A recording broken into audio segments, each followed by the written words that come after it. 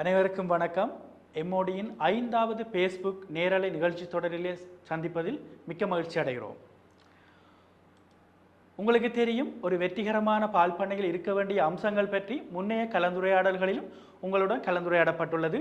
மீண்டும் ஒரு முறை உங்களுக்கு ஞாபகப்படுத்துகிறேன். அதாவது, தற்போது இருக்கின்ற பண்ணையில் இருக்கின்ற வளங்களை கொண்டு எவ்வாறு உங்கள் உற்பத்தியை நீங்கள் அதிகரிப்பது, அத்தோடு உற்பத்தி தொடர்பான இலக்குகளை நீங்கள் இலக்குகளை தீர்மானிப்பது, அதுபோன்று முறையான முகாமித்துவ நடைமுறைகளை நீங்கள் எவ்வாறு கைகொள்வது, அதே போன்று உங்கள் முன்னேற்றத்தை நீங்கள் மீளாய்வு செய்தல், அதே போன்று வரவு செலவு முகாமைத்துவத்தை நீங்கள் சரிபார்ப்பது, இவ்வாறான விடயங்களை நீங்கள் திரும்ப திரும்ப பார்ப்பது மூலமே உங்களது பண்ணையை ஒரு வெற்றிகரமான பண்ணையாக நீங்கள் நடாத்தி செல்ல உதவுகின்ற அம்சங்களே இவைகள். இன்றைக்கு பார்ப்போம். உங்களுக்கு தெரியும், இலங்கையில் எங்களது காலநிலைக்கு ஏற்ப எங்களால் ஒரு சீரான அல்லது ஒரு நிலையான பால் உற்பத்தியை எங்களுக்கு வழங்க முடியாமல் உள்ளது. இதற்கான காரணங்கள் நாங்கள் சிறந்த முகாமைத்துவங்களை மேற்கொள்ளாவிடுதல், அல்லது நாங்கள் பண்டைய காலம் தொடர்ந்து அந்த நடைமுறைகளை திரும்ப திரும்ப பின்பற்றுதல், இவ்வாறான விடயங்களாலே நாங்கள் ஒரு நிலையான பால் உற்பத்தியை நாங்கள் பெற முடியாமல் உள்ளது. நாங்கள் இப்போது பார்ப்போம், ஒரு இலக்காக இதை நாங்கள் எடுத்துக்கொள்வோம். எங்களது பால் உற்பத்தியை நிலையான பால் உற்பத்தியாக நாங்கள் மாற்றுவதற்கு என்னென்ன செய்வோம், அதற்கான உதவிக்கரம் தான் எம்ஓடியினோட வழங்கப்படுகின்ற இந்த ஃபேஸ்புக் நேரலை நிகழ்ச்சி தொடர். இன்றைய நோக்கங்களை நாங்கள் பார்த்தோம் என்றால், பால் உற்பத்தி முயற்சியாளர்களின் ஒரு இலக்கை நிர்ணயித்தல். அதாவது, ஒரு இலக்கு இல்லாமல் நீங்கள் ஒரு இலட்சியத்தை அடைய முடியாது. அத்தோடு இன்றைய நாளுக்கான நோக்கம், நாங்கள் நிலைமாற்று காலத்தை எவ்வாறு முகாமைத்துவம் செய்வது, அதைத் தொடர்ந்து கன்று முகாமைத்துவத்தை நாங்கள் எவ்வாறு முகாமைத்துவம் செய்வது, வெவ்வேறான தலையங்கங்களை நாங்கள் ஒரே நேரத்தில் கலந்துரையாட உள்ளோம் என்பதில் உங்களுக்கு ஒரு சந்தேகம் எழலாம். இதற்கு காரணம் நிலைமாற்ற காலத்தை தொடர்ந்து இந்த கன்று முகாமைத்துவ படிகள் தொடங்குகிறது. அதனாலே இரண்டையும் நாங்கள் ஒரு நேரத்திலே பார்க்கும் பொழுதே நாங்கள் சிறந்த முறையில் இரண்டையும் எங்களால் முகாமைத்துவம் செய்ய முடியும். உங்களுக்கு தெரியும், இலக்கை நிர்ணயிக்கும் போது எங்களுக்கு தெரிய வேண்டும், எங்களது பண்ணையிலே எத்தனை விலங்குகள் இருக்கிறது, இப்போது நாங்கள் எத்தனை லிட்டர் பாலை நாங்கள் உற்பத்தி செய்கிறோம், எங்களது இலக்கு என்ன. உதாரணமாக, ஒரு 25 லிட்டர் பாலை நாங்கள் எடுத்துக்கொண்டோம்னா எங்களது இலக்கு ஒரு 50 லிட்டராக இருக்கும் என்று சொன்னால் அதுதான் எங்களுடைய இலக்கு. அதை நோக்கி நாங்கள் பயணிக்க வேண்டும். அதை நோக்கி நாங்கள் பயணிப்பதற்கு எங்களுக்கு ஒரு கால அவகாசம் வேண்டும். அந்த கால அவகாசத்தை நாங்கள் தீர்மானிக்க வேண்டும். இவை எல்லாவற்றையும் நாங்கள் ஒரு சேர நாங்கள் பார்க்கும்போதே நாங்கள் ஒரு இலக்கை நிர்ணயிக்கலாம். இன்றைக்கு நீங்கள் தயாரா? நாங்கள் ஒரு இலக்கை அடைவதற்காக இன்றைக்கு நாங்கள் முயற்சிக்க போகிறோம். இந்த இலக்கை அடைவதற்கு எங்களுடன் சேர்ந்து நீங்களும் பயணிக்க வேண்டும்.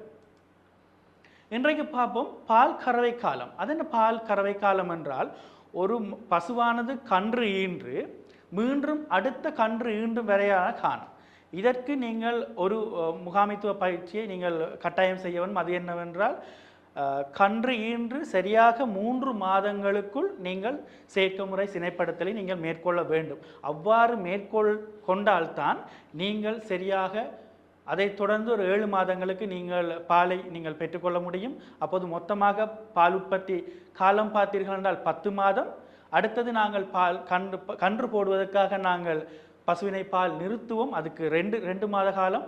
இந்த 2 மாத காலத்தினுள், அதாவது 60 நாட்கள், இந்த 60 நாட்களுக்குள் 39 நாட்கள் நீங்கள் சாதாரணமாக நல்ல போஷாக்கான புட்களையும் போஷாக்கான நீங்கள் விட்டமின்கள் மற்றும் மற்ற புண்ணாக்கு வகைகள் சாதாரண வகையில் நீங்கள் வழங்கலாம். அதைத் தொடர்ந்து வருகின்ற அந்த கடைசி 21 நாள், அதாவது 3 கிழமை, இதைத்தான் நாங்கள் சொல்லுவோம் நிலைமாற்ற காலம். அதுபோன்று அந்த கன்று ஈன்ற பிறகு வருகின்ற 3 கிழமை, இதை மொத்தமாக நாங்கள் எடுத்துக்கொண்டோம்னால் 6 கிழமை. நீங்கள் இந்த திரையில் தென்படுகிற படத்தை நீங்கள் பார்க்கும்போது உங்களுக்கு இன்னும் மிகவும் தெளிவாக உங்களுக்கு விளங்கிக் கொள்ள முடியும். கன்று ஈணுகின்ற நாளிலிருந்து 3 கிழமை பின்னுக்கும், கன்று ஈன்ற பிறகு வருகின்ற 3 கிழமை பின்னுக்கும், இந்த 6 வாரங்களையே நாங்கள் கூறுவோம் நிலைமாற்று காலம் என்று சொல்லுவோம். அதனை நிலைமாற்று காலம் அல்லது இடம்பெயர் காலம் என்று இன்னொரு தமிழிலும் சொல்லலாம். அதன் இடம்பெயர் காலம், நிலைமாற்று காலம் என்பது இந்த கன்று போடுகின்ற பசுவானது கன்றை ஈன்று பாலை தருகின்ற நிலைக்கு மாறுகிறது. இதுதான் ஒரு நிலை இன்னொரு நிலைக்கு மாறுகின்றது. இதனையே நாங்கள் நிலைமாற்று காலம் என்று நாங்கள் கூறுகின்றோம். இப்போது பார்ப்போம், நிலைமாற்ற காலத்தை முகாமைத்துவம் செய்வது ஏன் நாங்கள் இந்த நிலைமாற்ற காலத்தை நாங்கள் கட்டாயம் பார்க்க வேண்டும். உங்களுக்கு தெரியும், கன்று ஈன்று பால் தருகின்ற மாடுகளுக்கும் கன்று ஈணாமல் பால் நிறுத்தி வைக்கப்பட்டிருக்கின்ற மாடுகளுக்கும் போசனை வித்தியாசம் உண்டு. ஆகவே கன்று பால் உற்பத்தி செய்கின்ற மாடுக்கு போசனை கூடுதலாக தேவை. ஏன்? பால் உற்பத்தி செய்வதற்காக போசனை பதார்த்தங்கள் கூடுதலாக தேவை. ஆகவே அவருக்கு நாங்கள் தரமான உணவுகளை கூடுதலாக வழங்க வேண்டும். பால் நிறுத்தி இருக்கிற மாடுகளுக்கு நாங்கள் வழங்க தேவையில்லை. அது மட்டும் இல்லாமல் கன்று ஈண்டு 2 நாட்களுக்குள் சாதாரணமாக அந்த பசுவைக்கு தேவைப்படுகின்ற போசனையை விட 2 மடங்கான போசனை அதற்கு தேவைப்படும். காரணம், அந்த நேரத்திலே மிகப்பெரிய ஒரு சக்தி இழப்பொண்டு நடக்கின்றது. கன்றை ஈணுகிறது, கூடுதலான சக்தி அதுக்கு தேவைப்படுகிறது. ஆகவே அந்த இடத்திலே கூடுதலான சக்தி உள்ள உணவை போஷணையாக நாங்கள் வழங்க வேண்டும். அத்தோடு இந்த நேரத்திலே இந்த பசுக்கு கட்டாயமான இந்த தீவனம் கிடைக்காவிட்டால் இந்த பசுவானது மன அழுத்தத்துக்கு உள்ளாகிறது. மன அழுத்தத்துக்கு உள்ளாகும் போது சரியான முறையில் பாலை வழங்காது விடும். இதனால் கன்று முகாமைத்துவதை எங்களால் செய்ய முடியாமல் போகும். ஆகவே இந்த விடயங்கள் நடவாமல் இருப்பதற்கு நாங்கள் சரியான முறையிலே நாங்கள் நிலைமாற்று காலத்தை முகாமைத்துவம் செய்ய வேண்டும். அடுத்ததாக பார்ப்போம், நிலைமாற்ற காலத்தை முகாமைத்துவது நோக்கங்கள் என்ன? முதலாவது தான் என்ன? ஆரோக்கியமான கன்றை பெற்றுக்கொள்ளல். அதுதான் நான் சொல்லுகிறேன். முதலாவது சொன்னேன், கன்று போட 3 கிழமைக்கு முன்னர் 3 கிழமைக்கு முன்னர் என்ன நடக்கிறது? தாயினுடைய வயிற்றில், அதாவது பசுவினுடைய வயிற்றில் கன்று குட்டி இருக்கிறது. அந்த கன்று குட்டியை அந்த கன்று போடும் நாள் வரைக்கும் நாங்கள் பார்க்கணும். அதிலிருந்து 3 வாரங்கள். ஆகவே கன்று ஈணப்போகிறது. அப்போ அந்த கன்று ஈணுவது என்று சொன்னால் அதற்கு சரியான முறையில் போசாக்கான உணவு மற்றும் தேவையான விடயங்களை நாங்கள் சரியாக செய்ய வேண்டும். அப்போதுதான் எங்களால் சரியான ஒரு ஆரோக்கியமான கன்றை எங்களால் பெற்றுக்கொள்ள முடியும். அது மாத்திரமில்லாமல் சுகாதார பிரச்சனைகள் குறைப்பது. உதாரணமாக நான் பின்வரும் பகுதிகளில் உங்களுக்கு நான் மீண்டும் உங்களுக்கு விளங்கப்படுத்துகிறேன். அது என்ன சுகாதார பிரச்சனை, நாங்கள் எவ்வாறு தடுக்கலாம். உதாரணமாக உங்களுக்கு தெரியும், கன்றுக்குட்டி சில நேரம் வயிற்றிலே இருக்க பார்க்கும், அல்லது கன்றுக்குட்டி போட்டவுடன் தொப்புள் கொடியானது விழாமல் இருக்கும். இவ்வாறான சுகாதார பிரச்சனைகள் வரும். அடுத்தது கன்றும் சரியான முறையிலே நாங்கள் முகாமைத்துவம் செய்யாவிட்டால் அந்த தொப்புள் கொடி மூலம் அவருக்கு தேவையான கிருமிகள் தொற்றுகள் அதனால் நடைபெற வாய்ப்பு இருக்கிறது. ஆகவே இந்த சுகாதார பிரச்சனைகள் வராமல் தடுப்பதற்கும் நாங்கள் இந்த முகாமைத்துவம் சரியாக செய்ய வேண்டும். அடுத்தது கறவை பசுவின் உச்ச பால் உற்பத்தியை அடைதல். அது என்ன உச்ச பால் உற்பத்தியை அடைவது என்று சொன்னால், உதாரணமாக உங்களது பசுமாடானது 18 லிட்டர் கன்று போட்டவுடன் ஒரு 18 லிட்டர் பாலை தருகின்றது என்று சொன்னால், அதன் உச்ச காலம், அதாவது 3 மாதத்துக்கு பிறகு ஒரு 22 லிட்டர் அந்த மாதிரி ஒரு உச்ச நிலைக்கு சென்று பின்பு 6 மாதத்துக்கு பால் உற்பத்தி குறையும். நாங்கள் இந்த நிலைமாற்றல் காலத்தை சரியாக பேணும் என்றால் இந்த ஆரம்பிக்கிற அந்த 18 லிட்டராக இருப்பதே 20 லிட்டராக மாறும். இந்த உச்சமாக இருக்கிற இந்த 22 லிட்டர் 25 லிட்டராக இருக்கும். ஆகவே பால் உற்பத்தி காலத்திலே கூடுதலான காலம், அதாவது 10 மாதத்திலையும் சுமார் 1250 தொடக்கம் 1300 லிட்டர் பால் உற்பத்தியை மேலதிகமாக உங்களுக்கு பெற்றுக்கொள்ளக்கூடிய வாய்ப்பு இருக்கிறது. அதோடு உரிய BCS, அதாவது பாடி கண்டிஷன் ஸ்கோரினை நீங்கள் பேண முடியும். உதாரணமாக நீங்கள் சரியான முறையில் நிலைமாற்ற காலத்தில் நீங்கள் போஷணையான பதார்த்தங்களை வழங்காவிட்டால் கன்று ஈன்றபோது சடுதியாக அதனுடைய உடல்நிலை புள்ளி, அதாவது பாடி கண்டிஷன் ஸ்கோர் என்று சொல்லுகின்ற விடயம் சரியாக சடுதியாக குறையும். ஆகவே இந்த விடயம் நடக்காமல் இருப்பதற்கு நாங்கள் இந்த நிலைமாற்று காலத்தை சரியாக பேண வேண்டும். அதோடு உரிய கால எல்லைக்குள் ஏஐ அதாவது செயற்கை முறை சினைப்படுத்தலை நாங்கள் செய்ய வேண்டும். இதற்கான காரணம் என்னென்னா, கன்று போற்று சரியான முறையிலே அவருக்கு நாங்கள் போஷணையை வழங்கிவிட்டாலே சரியாக நாங்கள் அடுத்த 3 மாதத்துக்குள் அவருக்கு செயற்கை முறை சினைப்படுத்தலை ஏற்படுத்தும். அதற்கு பசுவானது, கன்று என்ற பசுவானது அவர் சரியான உடல்நிலை புள்ளியில் இருக்க வேண்டும். அதற்கு சரியான முறையில் நாங்கள் போஷணையை வழங்க வேண்டும். ஆகவே இந்த நிலைமாற்று காலத்தை நாங்கள் சரியாக பேணுவதனாலே இந்த உடல்நிலை புள்ளியை நாங்கள் சரியாக பேண முடியும். இதன் மூலம் சரியாக 3 மாதத்துக்குள் இவரை நாங்கள் செயற்கை முறை சினைப்படுத்தலுக்கு ஏற்படுத்த முடியும். அத்தோடு பார்த்தோம்னா, நிலைமாற்ற காலத்தில் ஏன் நாங்கள் அடர்வு தீன் வழங்க வேண்டும்? உங்களுக்கு தெரியும், பசுவானது இந்த நேரத்தில் பார்த்தீர்கள் என்றால் சரியாக 9 மாதம் இருக்கும்போது பசுவினுடைய வயிறு பார்த்தீங்கன்னா மிகப்பெரிய ஒரு இடத்தை பிடித்து கொண்டிருக்கும். அது மிகப்பெரிய இடத்தினே கூடியளவு இடத்தை பிடித்திருப்பது கன்றுக்குட்டி. கன்றுக்குட்டி என்ன செய்யும்? தாயினுடைய இறப்பை, அதாவது உணவு செயல்பாடு இருக்கின்ற வயிற்றை மிகவும் நன்றாக தள்ளி கொண்டிருக்கும். அப்போது பார்த்தீர்கள் என்றால் உணவு செயல்பாடு இருக்கின்ற வயிறானது மிகவும் சுருங்கிய நிலையில் காணப்படும். அப்போ உங்களுக்கு தெரியும், முதல் இருந்த வயிறு பெரிய வயிறு, இப்போ கன்றுக்குட்டி இருப்பதால் அதற்கு இருக்கின்ற வயிறு மிகச்சிறிய வயிறு. ஆகவே இந்த நேரத்தில் பசுவானது மிகவும் குறைந்த அளவு உணவையே உட்கொள்ளும். அப்போ மிக குறைந்த அளவு உணவை உட்கொள்ளும் போது நாங்கள் என்ன செய்ய வேண்டும்? மிகவும் தரமான புற்களை நாங்கள் வழங்க வேண்டும். இந்த நேரத்தில் நாங்கள் இந்த பூத்த புற்களையோ அல்லது முத்தின புற்களையோ நாங்கள் இந்த நேரத்தில் வழங்கக்கூடாது. ஏன்? அவர் சாப்பிடும் அளவு மிக குறைவு. ஆகவே நாங்கள் வழங்கக்கூடிய உணவு மிகவும் தரமான புற்களாக இருக்கலாம். உதாரணமாக CO3, CO6 அல்லது பச்சோன் அல்ல ரெட் நேப்பியர் இவ்வாறான புதிய வகை புற்களும் உண்டது. நல்ல போஷணை பதார்த்தங்களை போஷணை அளவு கூடிய புற்களாக இருக்குது. இவற்றை கூட நாங்கள் இந்த நேரத்தில் வழங்கலாம். அல்லது உங்களுக்கு பணம் இருக்கும் என்றால் நீங்கள் சைலேஜையும் நீங்கள் இந்த நேரத்தில் நீங்கள் வழங்கலாம். இது மிகவும் ஒரு சிறந்த ஒரு உணவு பிரதியீடாக இருக்கும். அத்துடன் இந்த நேரத்திலே அதிகம் பதட்டமாக காணப்படும். உங்களுக்கு தெரியும், குட்டிகின்ற போது அதிக பதட்டமாக அங்கேயும் இங்கும் அலைந்து திரியும். ஆகவே இந்த நேரத்தில் தீவனம் உட்கொள்வது குறைவாக இருக்கும். ஆகவே இந்த நேரத்தில் நாங்கள் மிகவும் அவதானமாக செயற்பட வேண்டும். எங்களது பசுவுக்கு நாங்கள் உரிய போஷணை பதார்த்தங்களை நாங்கள் வழங்குகிறோமா இல்லையா என்பதை நாங்கள் தீர்மானித்துக் கொள்ள வேண்டும். நாங்கள் இப்போ ஒரு பார்ப்போம் நிலைமாற்று காலத்திலே கொடுக்க வேண்டிய தீவன வேலைகளை நாங்கள் இப்போ பார்ப்போம். செயல்முறைகளாக நாங்கள் சொல்கிறோம். உதாரணமாக நீங்கள் உங்கள் பசுவில் இருந்து ஒரு 15 லிட்டர் பாலை நீங்கள் பெற உத்தேசித்திருக்கிறீர்கள் என்றால் அவருக்கு இந்த நிலைமாற்று காலம் 3 கிழமை இருக்கிறது. அது கன்று போட இருக்கின்ற 3 கிழமை. இந்த கிழமையில் ஆரம்பத்திலிருந்து ஒரு கிலோ வரைக்கும் நீங்கள் கொடுத்திருப்பீர்கள். இதனை நீங்கள் படிப்படியாக ஒரு 3 கிலோ வரைக்கும் நீங்கள் உயர்த்தி கொள்ள வேண்டும். ஏனென்று சொன்னால் உங்களுக்கு தெரியும், இந்த நேரத்தில் நான் முன்னே பகுதியில் கூறியது போல பசுவினுடைய வயிற்றினிலே போதிய இடம் இல்லை, சிறிய அளவிலே இருக்கிறது, தேவையான போசாக்கு அதிகம் என்பதனால் நீங்கள் இந்த 3 கிலோ வரைக்கும் நீங்கள் இதனை கொடுக்க முடியும். அத்தோடு உங்களுக்கு தெரியும், இந்த எப்சம் சோல்ட் என்று சொல்லுகின்ற இந்த விடயத்தில் நாங்கள் கட்டாயம் கன்று போட இருக்கின்ற மாடுகளுக்கு நாங்கள் வழங்க சொல்லுகிறோம். இதற்கான காரணம் உங்களுக்கு தெரியும், இந்த நேரத்தில் மிகவும் ஒரு போசாக்கு தேவையான ஒரு காலம். அது மட்டும் இல்லாமல் இதை நாங்கள் வழங்கும் போது என்ன நடக்கிறதுன்னு சொன்னால் உங்களுக்கு தெரியும், கன்று போட்டவுடன் மடியை பார்த்தீர்கள்னா மடி கல்லாக இருக்கிறது. இந்த கல்லாக இருக்கிற தன்மையை நீங்கள் குட்டி போட முதலே நீங்கள் இந்த எப்சம் சோல்ட்டை நீங்கள் வழங்குவதனாலே இந்த நிலைமை, அதாவது அடர் இனிமான்னு சொல்லுவார்கள், இந்த நிலைமை நீங்கள் தவிர்த்து கொள்ளலாம். அது மட்டும் இல்லாமல் தேவையில்லாமல் நீங்கள் உங்களுக்கு தெரியும், சாதாரணமாக எங்கள் பண்ணையாளர்கள் லைவோய் மற்ற பொருட்களை எடுத்துக்கொண்டு மடியை சுற்றி பூசி இந்த நிலையை குறைக்கிறதுக்காக அவர்கள் செயற்படுவார்கள். ஆனால் நாங்கள் இந்த நிலைமாற்று காலத்திலே நாங்கள் இதை வழங்கினோம் என்றால் இவ்வாறான நிலையை நாங்கள் தடுத்து கொள்ளலாம். காலத்தையும் நாங்கள் நேரத்தையும் நாங்கள் மிச்சப்படுத்தலாம். அதே போன்று இதை கொடுக்கின்ற அளவை பார்த்தீர்கள் சொன்னால் ஒரு கன்று போட இருக்கிற பசுவுக்கு 3 மேசக்கரண்டை காலையிலும் மாலையிலும் 3 மேசக்கரண்டி நாங்கள் வழங்குகின்றோம். இது குறைந்தது 30 தொடக்கம் 50 கிராம் இடையிலே நீங்கள் வழங்கி கொள்ள முடியும். அத்தோடு உங்களுக்கு தெரியும், கன்று ஈனுவதற்கு முதல் ஒரு 2 வாரத்துக்கு முன்னரே நாங்கள் சாதாரணமாக நீங்கள் கனிப்புகளை நீங்கள் 100 கிராம் வரைக்கும் கொடுப்பீர்கள்.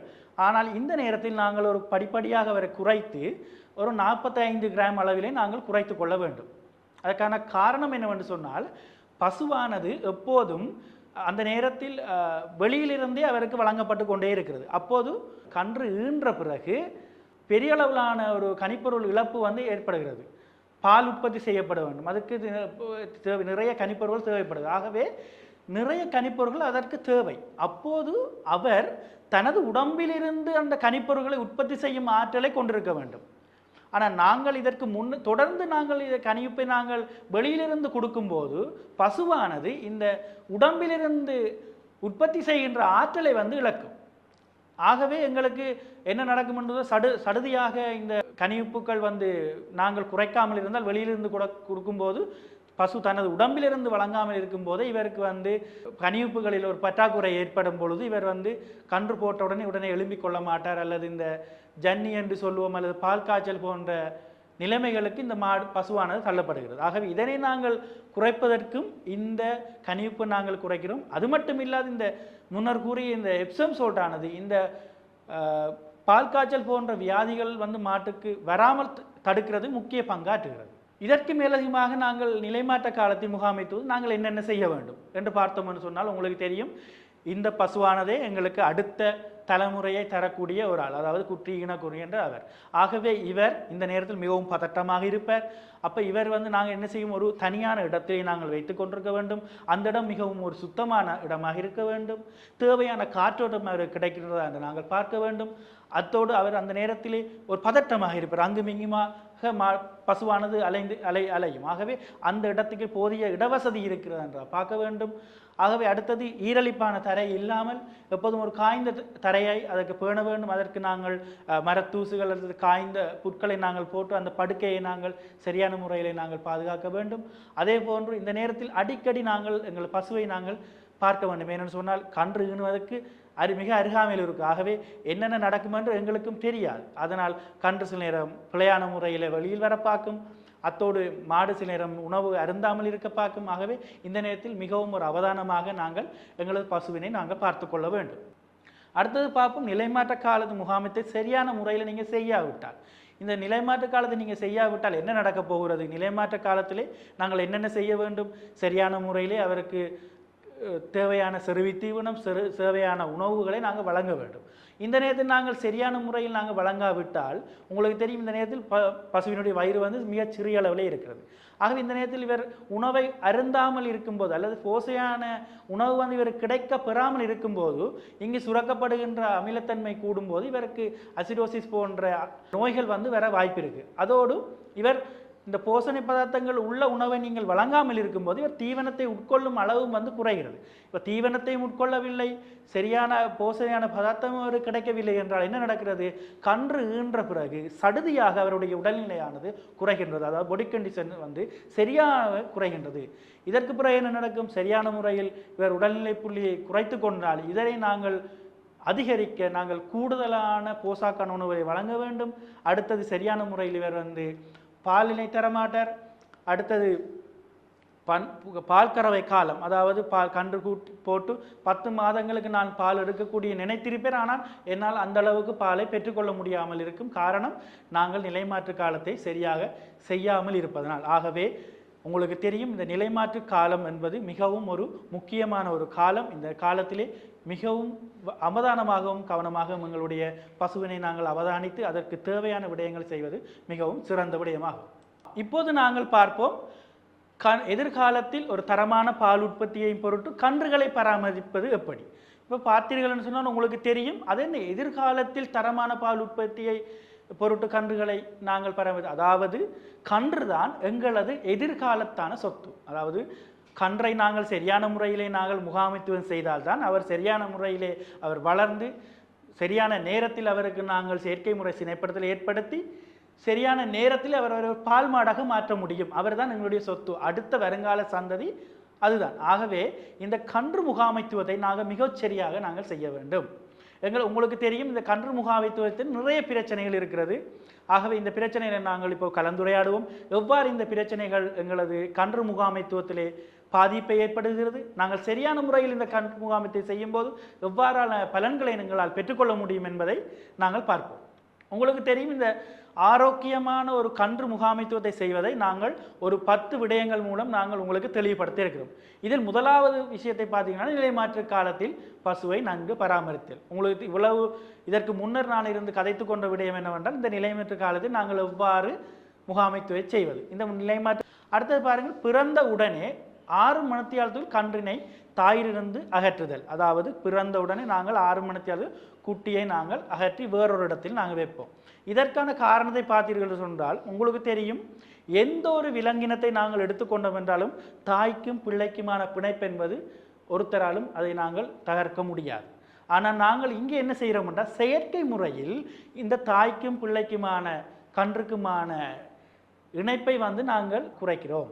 அதாவது நாங்கள் 6 மணித்தியாலத்துக்குள் கன்றுக்கு தாய் செய்ய வேண்டிய அனைத்து விடயங்கள், அதாவது அதை சுற்றி இருக்கின்ற திரவங்கள் அனைத்தையும் நாங்கள் அகற்றி முதலில் கொலஸ்ட்ரோம், அதாவது கடும்பு பால், அதனையும் வழங்கி இவரை நாங்கள் என்ன செய்கிறோம், அதாவது கன்று வளர்ப்புக்கான கன்று கூடு, அதை நாங்கள் உங்களுக்கு தெரியும், உயரம் ஒரு 4.5 அடி, நீளம் ஒரு 4 அடி, அகலம் ஒரு 3 அடி கொண்ட ஒரு கூடை ஒன்றை நாங்கள் தயாரித்து அந்த கூட்டு நிலையை நாங்கள் வளர்க்க ஆரம்பிக்க வேண்டும். இதன் பொறுத்து நீங்கள் தயாரிக்கப்பட்ட கன்று பெட்டியை நீங்கள் பயன்படுத்துவது நீங்கள் நினைக்கலாம், என்ன நாங்கள் இது ஒரு தேவையில்லாத ஒரு விடயமாக எங்களுக்கு தெரிகிறது என்று நீங்கள் யோசிக்கலாம். ஆனால் உங்களுக்கு மிகவும் ஒரு சிறிய இதாக சொல்லுகிறேன் நான், உங்களுக்கு வீட்டிலே கிடைக்கும் அல்லது உங்கள் சுற்றுச்சூழலில் கிடைக்கும் பொருட்களை கொண்டே நீங்கள் அழகான ஒரு கன்றுக்குட்டி கூடை வந்து நீங்கள் அமைக்க முடியும். உங்களுக்கு தெரியும், இந்த மால்களில் அந்த மர வேலைகள் செய்கிற இடங்களில் கூட சிறிய வெட்டு கீலங்கள் எல்லாம் கிடைக்கும். அந்த கீலங்களை வைத்து கொண்டு கூட உங்களுக்கு குறைந்த செலவில் கூட நீங்கள் ஒரு கன்றுக்குட்டி கூட அமைத்துக் கொள்ளலாம். இது உங்களுக்கு மிகப்பெரிய ஒரு முகாமைத்துவத்தை செய்வதற்கு உங்களுக்கு உறுதுணையாக இருக்கும். அடுத்தது பார்ப்போம். மூன்றாவது, பிறந்தவுடனே கடும்பு பால் அல்லது கொலஸ்ட்ரால் கன்றுக்கு தேவையான அளவு பருகச் செய்தல். இது கட்டாயமாக இந்த கொலஸ்ட்ரம் அல்லது கடும்பு பால் தாயினிடத்திலிருந்து வரப்படுகின்ற முதலாவது பால். இந்த பாலை நாங்கள் கட்டாயம் கன்றுக்குட்டி கொடுக்க வேண்டும். நான் கடந்த 5 வருடங்களாக நான் இந்த ஃபீல்டில் இருந்து வேலை செய்து கொண்டிருக்கிறேன். எனக்கு தெரிந்த அளவுக்கு நான் பண்ணையாளருடன் கலந்து ஆலோசிக்கும் போது நிறைய பேர் இதை செய்வதில்லை. சில பேர் கூடுதலாக கிடைக்கின்ற கொலஸ்ட்ரத்தை தாங்கள் எடுத்து உண்ணுவதும் ஒரு பழக்கமாகவும் இருக்கிறது. உங்களுக்கு தெரியும், இந்த கொலஸ்ட்ராலில் தான் தேவையான அனைத்து போஷணை பதார்த்தங்கள், ஆன்டிபாடி சகலதும் அந்த கொலஸ்ட்ரால் என்ற பாலிலே இருக்கிறது. ஆகவே அந்த பாலானது கன்றுக்குட்டிக்கு முற்றாக நீங்கள் வழங்க வேண்டும். உதாரணமாக காலையில் ஒரு 25 கிலோ குட்டியாக இருக்கும் என்று சொன்னால் நீங்கள் கட்டாயம் காலையில் ஒரு 2.5 லிட்டர், மாலையில் ஒரு 2.5 லிட்டர் என்ற வகையில் நீங்கள் கட்டாயம் அதை கொடுக்க வேண்டும். மிக முக்கியமாக 3 நாட்கள் தான் கொலஸ்ட்ரால் வருது என்று நாங்கள் பார்க்கிறோம். ஆகவே இந்த 3 நாட்களும் நீங்கள் கட்டாயம் கொலஸ்ட்ரத்தை நீங்கள் வழங்க வேண்டும். அடுத்தது பார்ப்போம். நீங்கள் கன்று வளர்ப்பின் போதும் இருக்கின்ற ஏனைய பழக்க வழக்கங்கள். உங்களுக்கு தெரியும், ஏனைய சில பழக்க வழக்கங்களை நாங்கள் சரியான முறையில் செய்வதில்லை. இதனாலும் மிகப்பெரிய பாதிப்புகளை ஏற்படுத்துகிறது. உதாரணமாக கன்று பிறந்தவுடன் தொப்புள் கொடிக்கு நாங்கள் அயடின் இட்டு நல்லபடியாக சுத்தம் செய்து அதனை கட்டிவிட வேண்டும். அது மட்டும் இல்லாமல் நாங்கள் இன்னும் ஒரு பிழையை செய்கிற நாங்கள் இந்த கன்றினுடைய நிறைகளை நாங்கள் அவதானிப்பதே இல்லை. அது அதிரபாட்டில் இருக்கட்டும், எங்களுக்கு என்ன. அதான் நான் முன்னமே சொன்னேன் உங்களுக்கு, இந்த கன்றானது தான் உங்களுடைய எதிர்கால சொத்து. ஆகவே இதனை நாங்கள் சரியாக முகாமைத்துவம் செய்வதற்கு அதன் ஆரம்ப நிறை எங்களுக்கு தேவை. ஏன் ஆரம்ப நிறை சரியாக எங்களுக்கு தெரிந்தால்தான் இதனை நாங்கள் 2 மாதத்தை பால் நிறுத்தும் போது இவரது நிறையை வைத்துக்கொண்டு நாங்கள் அவரை நிறுத்த முடியும். ஆகவே இந்த ஆரம்ப நிறை. அடுத்தது இலக்கம் போடுதல். உங்களுக்கு தெரியும், நீங்கள் உடனடியாக கால்நடை வைத்தியரை அணுகி நீங்கள் இந்த மாட்டினுடைய காதிலே நாங்கள் இயட்டக் அந்த வகையிலே நாங்கள் போடுவோம். அந்த பசுவின் ஒரு இலக்கம், உங்களுக்கு பண்ணையோட இலக்கம், அந்த இலக்கத்தை நீங்கள் உடனடியாக போட்டுக்கொள்ளுங்கள். அப்போதுதான் உங்களுக்கு இலகுவாக முகாமைத்துவத்தை செய்ய முடியும். அல்லது அருகறையே 2 குட்டிகள் போட்டுவிட்டால் எந்த குட்டி என்று எங்களுக்கு தெரியாது, எவற்றை நாங்கள் சரியான டைமில் நாங்கள் நிப்பாட்ட வேண்டும் என்றும் எங்களுக்கு தெரியாது. ஆகவே இந்த செயற்பாடுகளை உடனுக்குடன் செய்தல். அடுத்தது, 2 மாதத்தில் பாலை நிறுத்தும் வரைக்கும் நாங்கள் எவ்வாறான ஒழுங்குமுறையில் நாங்கள் பாலை நிறுத்த வேண்டும் என்பதை நான் இதற்கு பின்வரும் பகுதிகளில் உள்ளே நான் மிக விசேடமாக உங்களுக்கு கூற விரும்புகிறேன். இந்த நேரத்தில் இல்லை, பின்னுக்கு வரும் அந்த அட்டவணையை வைத்துக்கொண்டு உங்களுக்கு நான் சொல்கிறேன். அடுத்த மிக முக்கியமான விஷயம், மாட்டுக்கு அதாவது கன்றுக்குட்டிக்கு நீரை வைப்பதில்லை. ஏன் அதை நாங்கள் என்ன செய்வது, எங்கள் பிழையான பழக்க வழக்கம், அதை அப்படியே விடுகிறது. அது குடிப்பதில்லை, நாங்களே நினைத்து கொள்வது. குட்டி குடிக்க மாட்டாது, ஏன்னு கொடுக்க வேண்டும் அப்படி நினைத்துக்கொள்ளும். அது குடிக்கிறதோ குடிக்கவில்லையோ, நீங்கள் சுத்தமான சுகாதாரமான நீரை நீங்கள் எந்த நேரமும் நீங்கள் வைக்கணும். அது மட்டும் இல்லாமல் நீங்கள் என்ன செய்யணும், அடுத்த நாளும் தண்ணி இருக்கிறன்னா அப்படியே விட்டுக்கொண்டு அடுத்த வேலைகளை செய்யணும். அது பிழை. அது ஒரு சிறந்த முகாமைத்துவ செயற்பாடு அல்ல. நீங்கள் என்ன நடந்தாலும் அடுத்த நாள் வரும்போது நீங்கள் இந்த பழைய நீரை ஊற்றிவிட்டு புதிய நீரை நீங்கள் வைத்துக்கொள்ள வேண்டும். இவ்வாறு அருந்ததோ அருந்தவில்லையோ எந்த நேரமும் நீங்கள் சுத்தமான நீரினை கன்றுக்குட்டிக்கு அருகில் வைத்திருக்க பார்க்க வேண்டும். அடுத்தது பார்ப்போம். கன்று 7 நாளாகும் போது கன்று தீவனத்தை சிறிதாக நாங்கள் உணவுக்கு அறிமுகப்படுத்த வேண்டும். அதாவது கன்று குட்டி போட்டு 7 நாள் வரைக்கும் நாங்கள் எந்த ஒரு உணவும் வழங்குவதில்லை. தாயிடம் இருந்து கிடைக்கப்படுகின்ற பாலையே நாங்கள் அதற்கு கொடுப்போம். ஆனால் இந்த 7 நாட்களுக்கு பிறகு கன்று தீவனத்தை நாங்கள் சிறிதாக அவருக்கு அறிமுகப்படுத்துவோம். உதாரணமாக அந்த கன்று தீவனத்தை அவர் சாப்பிடவில்லை என்றால் கன்று தீவனத்துக்குள் சிறிய அளவு பாலை கொஞ்சம் விட்டு கொஞ்சம் கலக்கி விட்டு அந்த மனம் அந்த மனம் வாசம் வரைக்கும் வரைக்கும் அதற்கு பிறகு நீங்கள் சிறிதாக நீங்கள் பழக்கும் போது கன்றானது அதை இலகுவாக பழகும். மாறாக கன்று தீவனத்தை எடுத்து பாலுக்குள் விட்டு அதை கலக்கி கொடுப்பதை தவிர்க்க வேண்டும். அது ஒரு பிழையான ஒரு முறையாகும். அதனை செய்ய வேண்டாம். அடுத்தது, 1 மாதமாகின்ற போது நீங்கள் காய்ந்த புல்லு அல்லது ஹே அல்லது வைக்கோல் என நீங்கள் வழங்க ஆரம்பிக்கலாம். இன்னொரு பிழை செய்வது, இந்த நேரத்தில் அதாவது 2 மாத காலங்கள் மட்டும் பச்சை புல்லை சிறிதேனும் வழங்க வேண்டாம்.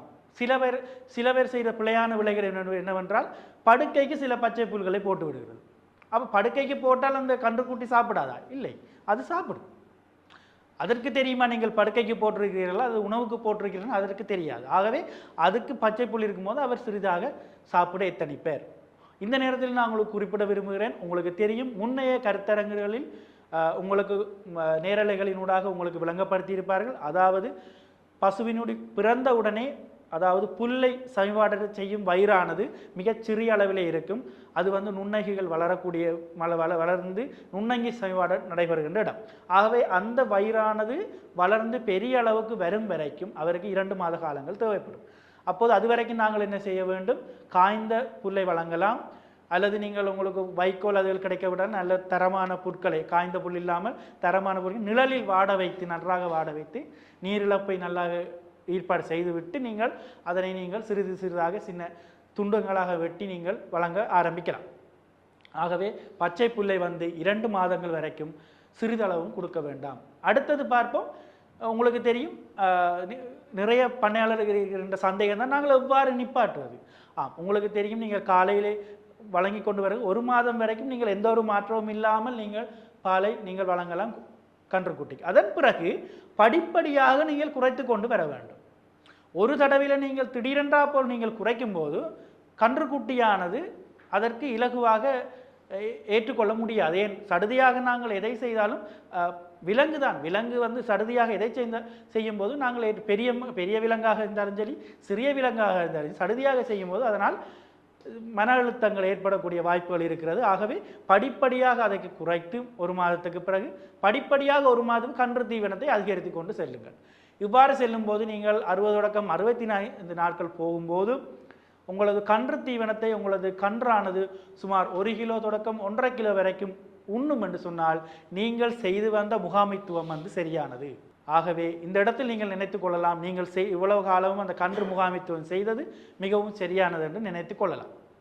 ஆகவே இந்த 10 கருத்துக்களை நீங்கள் மீண்டும் மீளாய்வு செய்து ஒருக்கா நீங்கள் திரும்ப பார்த்து கொள்ளுங்கள். இந்த விடயங்களை நீங்கள் சரியான ஒழுங்குமுறையில் நீங்கள் செய்யும்போது உங்களது இந்த கன்று முகாமைத்துவத்தை நீங்கள் சிறப்பாக செய்து முடிக்கலாம். இந்த அட்டவணை தான் நான் முன்னர் கூறியிருந்தேன். இதில் பார்த்தீங்கன்னா முதல் 3 நாட்களுக்கு நாங்கள் கடும்பு பால் அல்லது கொலஸ்ட்ரமை நாங்கள் வழங்க வேண்டும். உதாரணமாக நாங்கள் ஒரு 25 கிலோகிராம் கொண்ட கன்றுக்குட்டி என்று நினைத்து கொண்டு நாங்கள் இந்த அளவுகளை நாங்கள் எடுத்திருக்கிறோம். அதாவது காலையில் 2.5 லிட்டர் கொலஸ்ட்ரம், மாலையில் 2.5 கொலஸ்ட்ரம். அதேபோல் இந்த நேரங்களில் நாங்கள் கன்று தீவனத்தை அறிமுகப்படுத்தவில்லை. அதன் பிறகு பார்த்தீங்கன்னா 7ஆம் நாள் பாருங்கள் நாங்கள் கன்று தீவனத்தை 100 கிராமிலிருந்து ஆரம்ப பார்த்தீங்கன்னா 100 கிராமிலிருந்து ஆரம்பிச்சிருக்கிறோம். அதற்கு பிறகு 1 மாதம் அதாவது 7 தொடக்கம் 28 நாள் வரும்போது இது கன்று தீவனத்தை நாங்கள் ஒரு 1/2 கிலோ வரைக்கும் நாங்கள் உயர்த்தி விட்டு எங்களது காய்ந்த புல் அல்லது ஹே அல்லது வைக்கோல் அதனை நாங்கள் ஒரு 100 கிராமிலிருந்து நாங்கள் அதிகரிக்கலாம். ஆகவே இதுதான் இதற்குரிய வழி. அதன் பிறகு நாங்கள் உங்களுக்கு தெரியும் பார்த்தீர்கள் என்றால் 28 தொடக்கம் 40 நாட்களுக்கு பிறகு வழங்கப்படுகின்ற பால் அளவு படிப்படியாக குறைகின்றது. இவ்வாறு நாங்கள் படிப்படியாக குறைக்கும் போது கன்றுக்குட்டியானது இலகுவாக புற்களை சாப்பிடுவதற்கான வழிமுறைகள் இருக்கும்.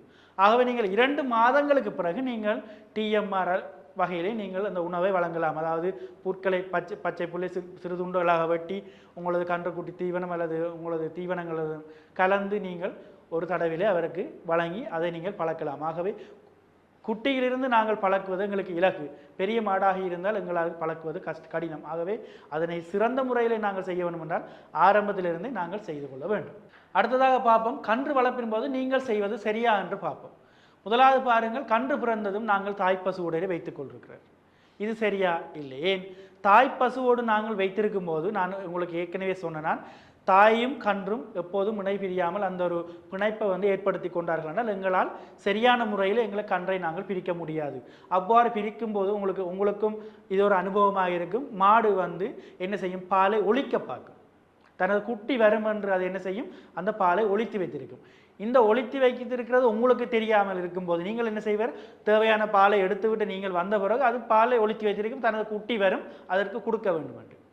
அப்போது என்ன நடக்கின்றது, நீங்கள் சரியான முறையில் முழுதாக பாலை நீங்கள் எடுக்க முடியாவிட்டால் என்ன நடக்கும், பால் வந்து அந்த மடியிலே தங்குவதனால் மடி வருத்தம் மற்ற பிரச்சனைகளுக்கு வந்து அது வந்து முன்னே இட்டு செல்லும்.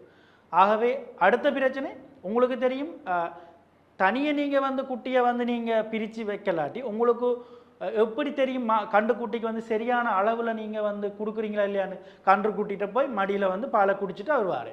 அப்போ எத்தனை லிட்டர் பாலை வந்து கன்றுக்குட்டி குடிச்சதுன்னு உங்களுக்கு தெரியாது. அடுத்த விடயம் வந்து கூடுதலாக குடித்தால் உங்களுக்கு நட்டம். ஏன் அது வந்து நீங்கள் வியாபாரமாக இந்த தொழிலை செய்வதனால் ஒவ்வொரு லிட்டரும் எங்களுக்கு ஒரு வருமானத்தை தேடித்தரக்கூடிய விடயம். ஆகவே அதை மேலதிகமாக அதற்கு பிரயோசனம் இல்லாமல் மேலதிகமாக அந்த பாலை கன்றுக்குட்டி குடிக்கும்போது உங்களுக்கு அது நட்டமாக அமைகிறது. அடுத்தது சில விடயங்களை பார்த்தீங்கன்னா சுகாதார பிரச்சனைகள் வரப்போகுது. எப்படின்னு சொன்னால் இப்போ உங்களுக்கு தெரியும் மடிவருத்தமானது ஒரு காம்புக்கு வந்துச்சுன்னு சொன்னால் அடுத்த காம்புக்கு போகாது. அது இறைவண்ட படைப்பு, அதனாலும் தனித்தனியாக பிரித்து வைக்கப்படுறது. ஆகவே நாங்கள் என்ன செய்வோம், அந்த காம்பை நாங்கள் தான் கடைசியாக பால் எடுப்போம். இந்த மடிவருத்தம் வந்து உங்களுக்கு வந்திருக்கிறது கன்றுக்குட்டிக்கு தெரியாது. ஆகவே அவர் எல்லா காம்புகளையும் வந்து அவர் வந்து பால் எடுப்பார். ஆகவே அந்த மடிவருத்தம் பரவக்கூடிய வாய்ப்பு வந்து கூடுதலாக இருக்குது. இவ்வாறான செயற்பாடுகளை நாங்கள் குறைப்பதற்காகவே நாங்கள் என்ன செய்கிறோம், தனியாக கன்றுக்குட்டியை நாங்கள் வளர்க்கிறோம். ஆகவே இது ஒரு சிறந்த ஒரு முகாமைத்துவம். ஆகவே இதில் பார்த்தீர்கள் சொன்னால் தாய்ப்பசின் மடியிலிருந்து பாலை பருகச் செய்தல் இது ஒரு பிழையான விடயம். பசு சாப்பிடுகின்ற பச்சை புல்லை சாப்பிட கொடுத்தல் நான் முன்னரே கூறியிருக்கிறேன், இதுவும் ஒரு பிழையான விடயம். அடுத்தது பார்த்தீங்கன்னா கன்றினால் வருமானம் இல்லை, இருக்கிறதை சாப்பிட கொடுப்போம், இது மிக முக்கியமான பிழையான விடயமாக கருதப்படுகிறது. ஏன், நான் முன்னரே கூறியிருக்கேன், இந்த கன்று தான் உங்களது வருங்கால சொத்து. ஆகவே இந்த கன்றை நீங்கள் லாபம் இல்லை என்று இல்லை, அது அவ்வளவும் நீங்கள் போடும் முதலீடு. ஆகவே முதலீடை நீங்கள் செலுத்துகிறீர்கள், அதற்குரிய பலனை அது 2 ஆண்டுகளில் நீங்கள் சரியான முகாமித்தை செய்யும் போது நீங்கள் எடுத்துக்கொள்ள முடியும். அடுத்தது பார்த்தீங்கன்னா கன்று தீவனம் கொடுப்பதில்லை. கன்று தீவனம் கொடுப்பதில்லை என்று சொன்னால் உங்களுக்கு தெரியும் இலவசமாகவும் கால்நடை வைத்தியசாலையில் வழங்கப்படுகிறது. அவ்வாறு இல்லை என்று சொன்னால் நீங்கள் கால்நடை வைத்தியசாலையில் அணுகும்போது அவர்கள் கன்று தீவனத்தை தயாரிக்கின்ற வழிமுறைகளை உங்களுக்கு சொல்லித் தருவார்கள். ஆகவே நீங்கள் வீட்டில் இருந்தும் நீங்கள் அதை தயாரித்து கொண்டு உங்கள் கன்றுக்குட்டிக்கு கொடுக்கலாம். அடுத்தது பார்த்தீங்கன்னா என்றால் 3 மாதத்துக்கு பின்னும் பால் கொடுத்தல் என்றால் கன்றுக்குட்டி வளரும் என்று நினைக்கிறேன். அது மிகவும் ஒரு பிழையான எண்ணக்கரு. 3 மாதத்துக்கும் நீங்கள் பால் கொடுக்கும்போது எந்த ஒரு பிரயோசனமும் இல்லை. ஏன், அந்த இதும்போது உங்களுக்கு வழங்கப்படுகிற இந்த பாலினால் உங்களுக்கு நட்டம்தான் உங்களுக்கு ஏற்படுத்தி கொண்டு வரும். ஆகவே 3 மாதத்துக்கு பிறகு நீங்கள் வழங்க வேண்டாம். அது சம்பந்தமாக அடுத்த பின்வரும் விடயத்தில் நான் உங்களுக்கு கூறுகிறேன், எவ்வாறு அந்த நட்டம் வந்து உங்களுக்கு ஏற்படுகிறது நான் உங்களுக்கு கூறுகிறேன். அடுத்தது 7வது விடயம் பாருங்கள், பசுவிலிருந்து ஒரு பாலை எடுப்பதாக கன்று இருக்க வேண்டும் நினைத்தேன்.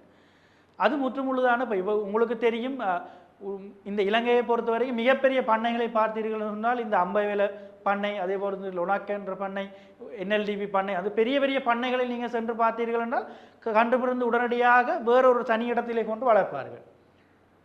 பால் போத்தலில் தான் அவர்கள் வந்து பாலை குட்டிக்கு வழங்குவார்கள்.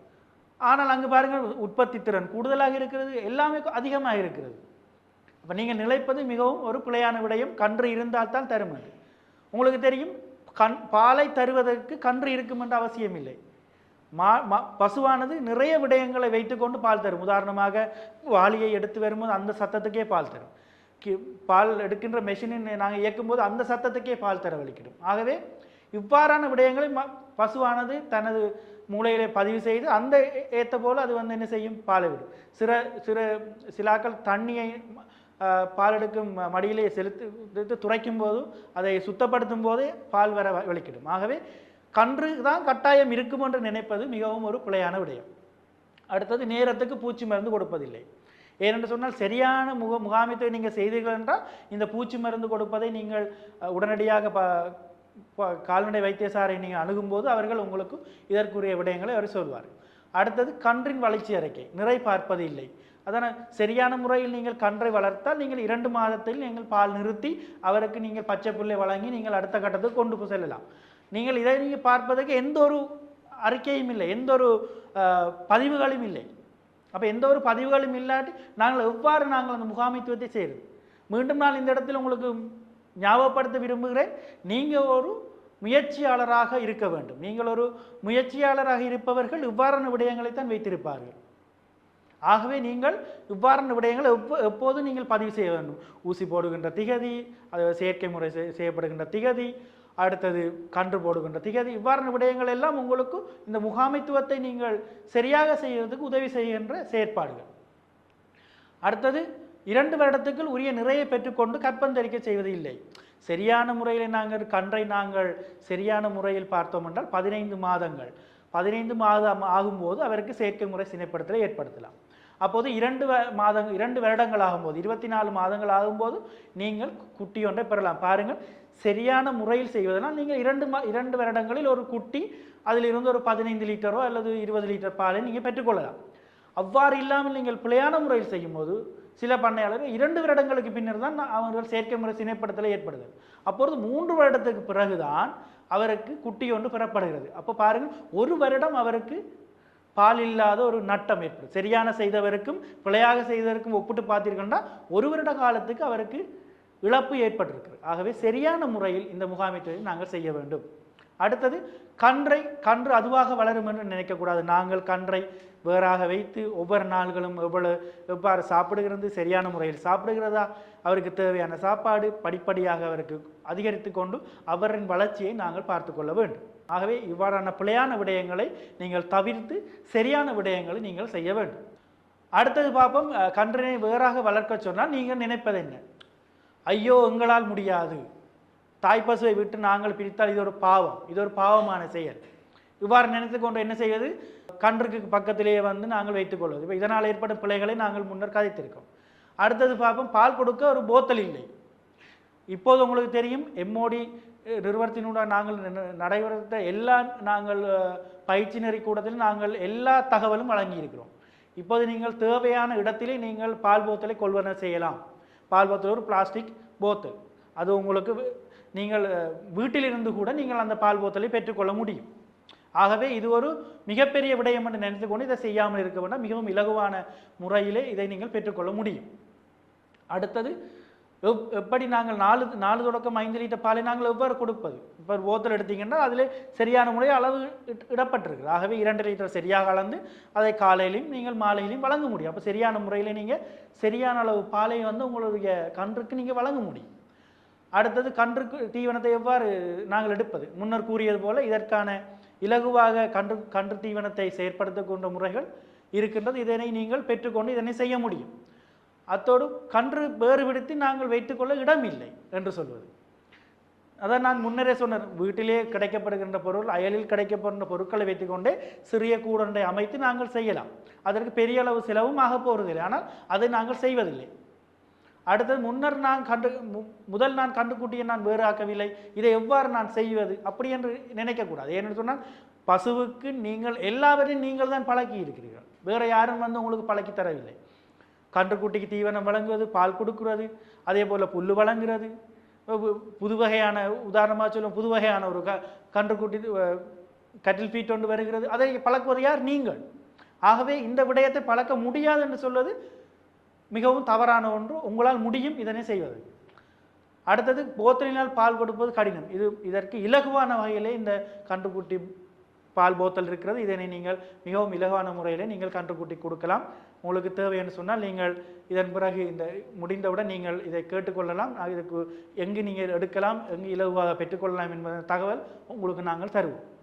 அடுத்தது பார்ப்போம், நான் முன்னரே சொல்லியிருக்கிறேன், கன்றுக்குட்டியை நீங்கள் வேறாக்காமல் வளர்த்தால் பாதிப்பு வரும், உங்களுக்கு நட்டம் ஏற்படும் என்று நான் சொல்லியிருக்கிறேன். உதாரணமாக பாருங்கள், நீங்கள் நினைத்துக் கொள்ளுங்கள், 5 மாதங்கள் தாயுடனே இருந்து இந்த கன்றுக்குட்டியானது பாலை குடிக்கிறது என்றால் உங்களுக்கு தெரியும், இந்த நேரத்திலே வந்து பாலுக்கான விலை வந்து சரியான விலைகள் கிடைக்கப்படுகிறது. நாங்கள் உதாரணமாக 160 ரூபாய் எடுத்து நாங்கள் இந்த கணக்கை நாங்கள் பார்த்துக்கோம். நீங்கள் உங்களது இடத்திலே எந்த விலை எடுக்கிறார்களோ அந்த விலையை நீங்கள் போட்டு இந்த கணித செயல்முறையை நீங்கள் பார்த்துக்கொள்ளலாம். உதாரணமாக 4 மாதங்கள் என்று பார்த்தால் கூட பாருங்கள், 600 லிட்டர் பால், இதுக்கு பெறப்படும் பணத்தொகை பார்த்தீங்க என்றால் 96,000 ரூபாய் உங்களுக்கு அந்த பாலுக்கான செலவு.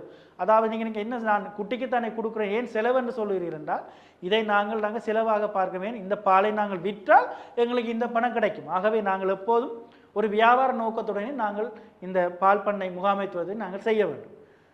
அதாவது பால் போத்தலில் வழங்கும் போது பாருங்கள், 245 லிட்டர் நீங்கள் வழங்கும் போது உங்களுக்கு 39,200 ரூபா காசே உங்களுக்கு செலவாகிறது. ஆகவே இந்த நீங்கள் வேறாக்காமல் நீங்கள் வளர்ப்பதனால் பாருங்கள் உங்களுக்கு எவ்வளவு நட்டம் இருக்கிறது, 56,800 ரூபாய் உங்களுக்கு நட்டம் ஏற்படுகிறது. இப்போது நாங்கள் முன்னர் பார்த்தோம், எனக்கு போத்தல் வாங்க முடியாது, எனக்கு கன்றுக்கூட்டு அமைக்க முடியாது. பாருங்கள், நீங்கள் ஒவ்வொரு கன்றுக்குட்டி ஈனும் போதும் சுமார் 50,000க்கு மேலதிகமான பணத்தை நீங்கள் இழக்கிறீர்கள். ஆகவே இந்த பணத்தை வைத்துக்கொண்டு நீங்கள் அந்த வேலைகளை செய்ய முடியும். ஆகவே இந்த பணத்தை நீங்கள் ஒரு இழப்பாக நீங்கள் வருடம் செய்து கொண்டிருக்கிறீர்கள். ஆகவே இவ்வாறான விடயங்களை செய்ய வேண்டாம். சரியான முறையில் நீங்கள் கன்றுக்குட்டிக்கு நீங்கள் பாலை வழங்குவதற்கு பால் போத்தல் மூலம் நீங்கள் வழங்கி சரியான முறையில் கன்றை நீங்கள் பிரித்து வைத்து நீங்கள் முகாமைத்துவம் செய்தால் நல்ல முறையில் அந்த கன்றுக்குட்டி வளர்வதற்கான வாய்ப்பு இருக்கிறது. அடுத்தது பார்ப்போம், கறவை பசுவின் பால் உற்பத்தி திறன் அரைக்கும். என்ன பால் உற்பத்தி திறன் அரைக்கும் என்று சொன்னால், இந்த நேரத்தில் நீங்கள் கன்றுக்குட்டியை நீங்கள் வேறாக வளர்த்து வைக்கும்போது தாயானது, அதாவது பால் தருகின்ற மாடானது அவருக்கு விரும்பின வரையில் அவர் பாலை தந்து கொண்டிருப்பார். எந்த ஒரு பிரச்சனையும் இல்லை, பால் ஒழிக்க போறது இல்லை, எந்த ஒரு நிகழ்வு நடக்காது. ஆகவே அவற்றை இருக்கும் முழுமையான பாலையும் பண்ணையாளராக உங்களுக்கு தந்து கொண்டிருக்கும். ஆகவே சரியான முறையில் நாங்கள் அந்த பால் எடுக்கலாம். அதோடு அவருக்கு தேவையான போசாக்கை வழங்கும் போது அந்த உற்பத்தி திறன் அதிகரிக்கிறது.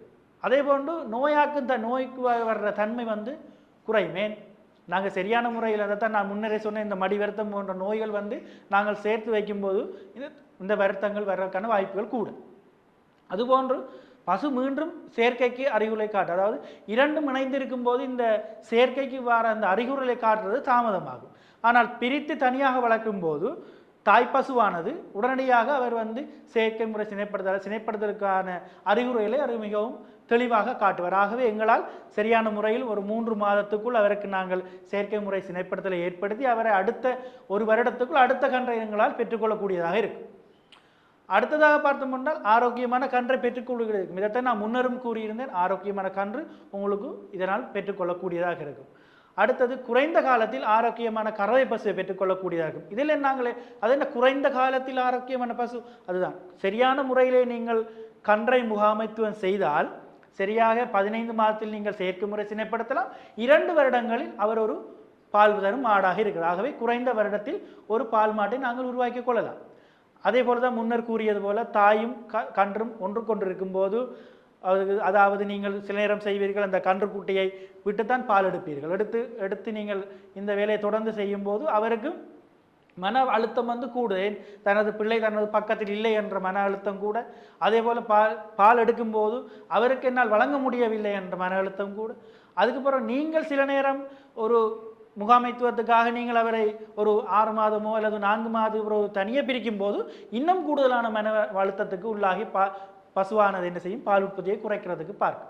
ஆகவே இந்த விடயங்கள் நடக்காமல் இருக்க வேண்டுமென்றால் நீங்கள் கன்றுக்குட்டையை தனியாக வைத்து வளர்ப்பது மிகவும் ஒரு சிறந்த முறையாகும்.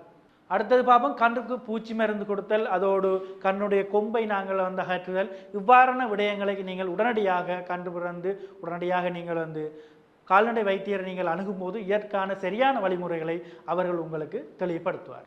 உங்களுக்கு ஒரு சவாலாக நான் சொல்கிறேன், எப்போதும் உங்களுக்கு நாங்கள் எம்ஓடியின் திட்டத்தினுடைய முதலில் நாங்கள் கூறுவது, முதலாவது ஒரு விடயத்தை நாங்கள் கற்க வேண்டும், 2வது அந்த விடயத்தை நாங்கள் பின்பற்ற வேண்டும், 3வது அதை நாங்கள் செய்து பார்த்து முன்னேற வேண்டும். அப்போ நாங்கள் முன்னேறுவதற்கு முதலாவது என்ன வேலை செய்துட்டோம், இப்போ கற்றுக்கொண்டு விட்டோம். இப்போ நாங்கள் முறையான ஒரு நிலைமாற்று காலம் செய்வது எப்படி, அதுபோன்று கன்று முகாமைத்துவம் செய்வது எப்படி என்று கற்றுக்கொண்டோம். இதனை நாங்கள் இப்போது 2வது வேலை என்ன பின்பற்ற வேண்டும். அதாவது பின்பற்றுவது என்பது இந்த வேலையை நாங்கள் ஒரு மாட்டுக்கு அல்லது ஒரு பசுவிக்காவது நாங்கள் செய்து பார்க்க வேண்டும். செய்து பார்த்தால்தான் நாங்கள் முன்னேற்றத்துக்கான வழியை அடையலாம். ஆகவே உங்களுக்கு சவாலாக நான் உங்களுக்கு இதை கேட்கிறேன். இதை நீங்கள் செய்யும் போதே முன்னர் நாங்கள் கூறியிருந்தோம், ஒரு இலக்கை நிர்ணயிக்கிறோம், அதாவது உங்கள் பால் உற்பத்தியை கூட்டுவதற்கான இலக்கு, அந்த வெற்றி இலக்கை நோக்கி நீங்கள் அடியெடுத்து வைப்பீர்கள். ஆகவே உங்கள் இலக்கை நோக்கி அடைவதற்கு மிக முக்கியமானது நீங்கள் கற்றுக்கொள்ள வேண்டும், அதனை பின்பற்ற வேண்டும், அதை நீங்கள் செயல்படுத்தி முன்னேற வேண்டும். ஆகவே இந்த விடயங்களை நீங்கள் செய்யும் போது கட்டாயம் நீங்கள் ஒரு வெற்றியாளராக, ஒரு வெற்றியான பண்ணையாளராக இல்லாமல் நீங்கள் ஒரு முயற்சியாளராக நீங்கள் மாற்றம் அடைவீர்கள். இவ்வாறான வழிமுறை நாங்கள் பின்பற்றும் போது எங்களுக்கு வருடம் முழுவதும் சீரான ஒரு பால் உற்பத்தி கிடைப்பது நிச்சயம். அதாவது முன்னரே நாங்கள் எங்களது நோக்கத்திலே பார்த்தோம், எவ்வாறு நாங்கள் வருடம் முழுவதும் ஒரு சீரான பால் உற்பத்தியை நாங்கள் பெற்றுக்கொள்வது, அதற்கான வழிமுறைகளில் ஒன்றாகவே இந்த வழிமுறைகள், அதாவது நிலையான ஒரு நிலைமாற்று காலத்தை நாங்கள் சீராக பேணுவது எப்படி, கன்று முகாமைத்துவத்தை செய்வது எப்படி, இவ்வாறான விடயங்களை நாங்கள் செய்யும் போது எங்களால் பால் உற்பத்தியை நிலையாக வருடம் முழுவதும் பேண முடியும். அது மட்டும் இல்லாமல் இந்த 24 மணி நேரம் சுத்தமான குடிநீர் வழங்குதல், அதே போன்று வருடம் முழுவதும் தேவையான போசாக்கான உணவை வழங்குதல், பசுக்களை நாங்கள் முறையாக முகாமைத்துவம் செய்தல், பசுக்களுக்கு தேவையான தொழுவம், நல்ல தொழுவம், இதை பற்றி நாங்கள் படித்திருக்கிறோம். இவ்வாறான விடயங்களை செய்யும் போது ஒரு லாபகரமான மற்றும் நிலையான ஒரு பால் பண்ணையை எங்களால் நடத்தி செல்ல முடியும். ஆகவே இவ்வாறான விடயங்களை நீங்கள் செய்யும்போது உங்களுக்கு ஒரு நிரந்தரமான நிலையான வருமானத்தை நீங்கள் பெற்றுக்கொள்ளலாம். இவ்வளவு நேரம் நீங்கள் பொறுமையாகவும் நீங்கள் எங்களுடைய இந்த நிலைமாற்ற கால சம்பந்தமான முகாமைத்துவம் மற்றும் கன்று முகாமைத்துவம் சம்பந்தமாகவும் நீங்கள் தேவையான விடயங்களை கற்றுக்கொண்டிருக்கிறீர்கள். ஆகவே இதில் தேவையான சந்தேகங்கள் அல்லது உங்களுக்கு கேள்விகள் இருப்பின் இந்த FB மெசஞ்சரினூடாக அல்லது கொமெண்டினூடாக நீங்கள் எங்களுக்கு கொமெண்டினூடாக நீங்கள் அனுப்பும்போது இதற்கு தேவையான உங்களுக்கு பதில்களை எங்களால் முடிந்த அளவுக்கு நாங்கள் உங்களை தரப்பாக்குறோம். உங்களுக்கு இது சம்பந்தமான விடயங்கள், அதாவது இப்போ நாங்கள் வழங்கப்பட்ட FB 1 தொடக்கம் 5 வரையான நேரலைகளை உங்களுக்கு மீண்டும் நீங்கள் பார்வையிட வேண்டுமென்றால் நீங்கள் எங்களுடைய பேஜினை லைக் பண்ணி நீங்கள் ஃபாலோ அப் செய்து அதில் இருக்கின்ற வீடியோகள் நீங்கள் திரும்ப திரும்ப நீங்கள் பார்த்து கொண்டு உங்களுடைய முகாமைத்துவத்தை நீங்கள் மிகச் சரியாக செய்ய முடியும். ஆம், இப்போது நாங்கள் எங்களுடைய கலந்துரையாடல் இறுதிக்கட்டத்துக்கு வந்திருக்கிறோம். இவ்வளவு நேரமும் நீங்கள் எங்களோடு இருந்து நீங்கள் இந்த நிலைமாற்று காலத்தையும் கன்று முகாமைத்துவ சம்பந்தமான விடயங்களை நீங்கள் கற்றுக்கொண்டிருக்கிறீர்கள். ஆமாம், உங்களுக்கான விடுக்கப்பட்ட சவாலிலும் நீங்கள் வெற்றி பெற்று ஒரு சிறந்த பண்ணையாளராக சிறந்த ஒரு முயற்சியிலாக வர வேண்டும் என்று நாங்கள் வாழ்த்தி உங்களிடமிருந்து விடைபெறுகிறேன். நன்றி.